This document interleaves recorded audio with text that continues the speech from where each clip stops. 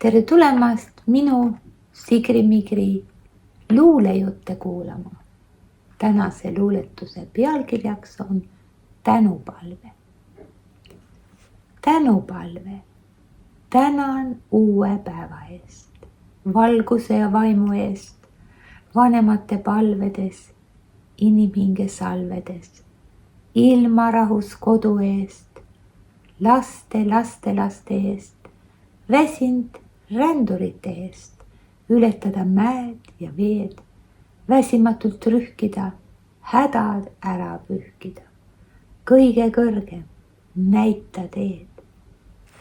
Tänan uue päeva eest, inimhinge rahu eest, laste eest, inimliku võidu eest, leida headusele avad, kustutada orjakavad, valgust anda massidele, rahu ülemklassidele.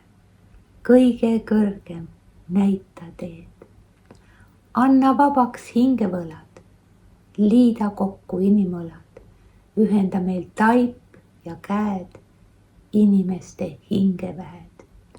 Et saaks rahvas õnne maitsta, pere kodukollet kaitsta, seal, kus taprad rahvameeled, hälli laulud emakeeles, aastasadu olnud teel, seal, kus lootus õitseb veel, kõige kõrgem, näita teed. Tänan uue päeva eest, valguse ja vaimu eest, inimhinge salvedes, usk ja lootus palvedes.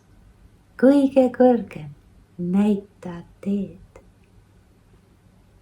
Tänan kuulamast. Kohtumiseni.